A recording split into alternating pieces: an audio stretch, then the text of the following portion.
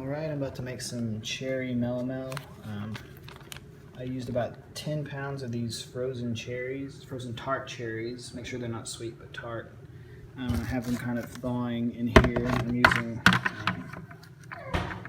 a little cheesecloth type sack. I think it's actually a brew in a bag sack you can get at the brew store.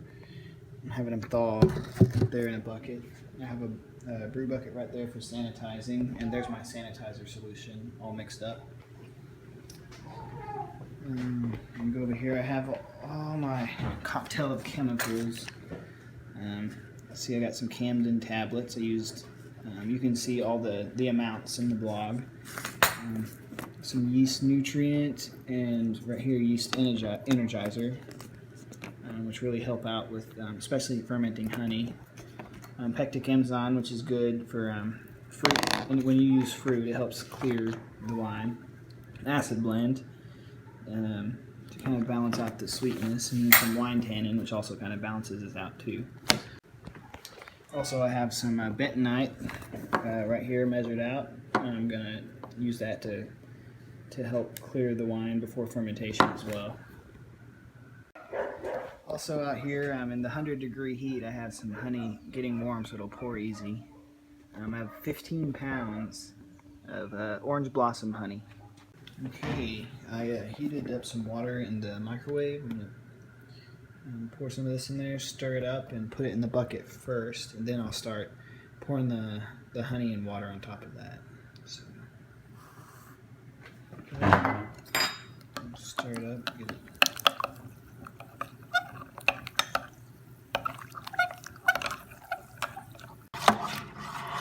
We got the bentonite stirred in some warm water.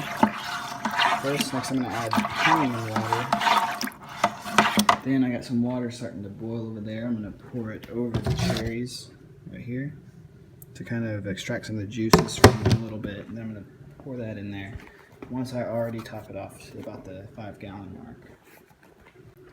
I poured about 15 gallons of honey in here and stir it up. I'm about to add the water, top it up to about 5 gallons. Added the honey. Now I'm working on adding the water to bring it up to about 5 gallons.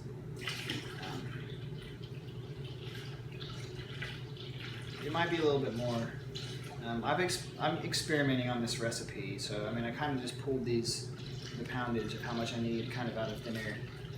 I did 10 pounds of tart cherries and 15 pounds of honey. I kind of looked at other recipes to get an idea of why I did that.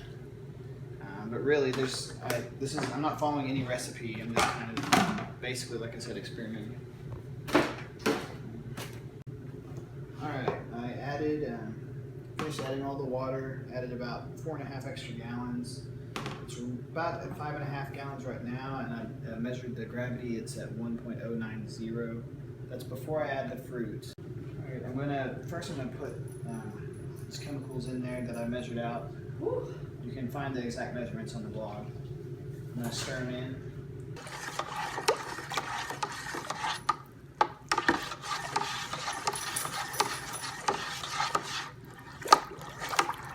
And one thing I need to worry about is that I don't fill it up too full, which hopefully I haven't, because once I put the fruit in, the buoyancy is gonna move the water level up. It's one thing you gotta be cautious of. Hot water over the fruit.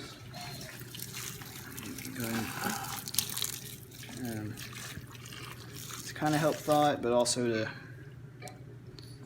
pull the juices from it. Swish some of the juices out.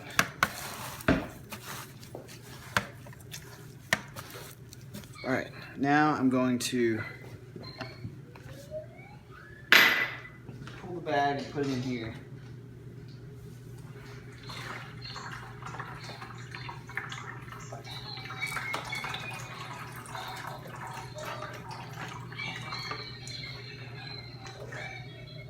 And yeah, definitely raise the water level up a lot.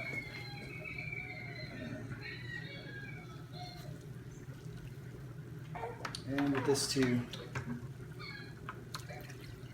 That is going to be very full. So I might have to get a blow-off tube.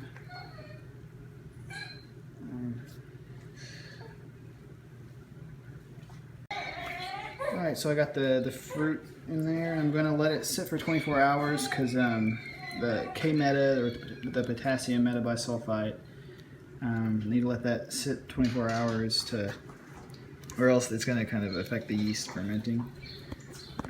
Then after that I'm going to pitch the yeast and we'll circle back when we do that.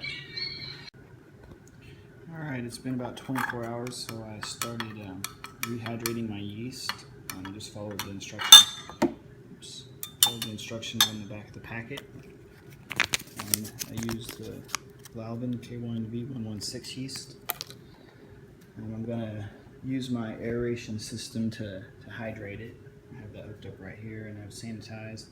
And I've decided for the first time, I'm going to try to set up a blow-off tube because it's filled up pretty high. So there's a really great chance that it's going to overflow while it's fermenting. So I'm going to let this sit for 15 minutes while I aerate it. It's going to be too dark in there, so I'm not going to film it, but it's kind of the process I'm doing. But I'll let you know when I pitch the yeast. Alright, I just aerated the must for about 30 seconds using my aeration system. And there's a few more minutes left to go on the yeast being hydrated, and once it hits 15 minutes, I'm going to pitch it and set up the blow-off tube. I have a sanitizer thing for it to go into, and then we'll be good. Alright, the yeast has been pitched.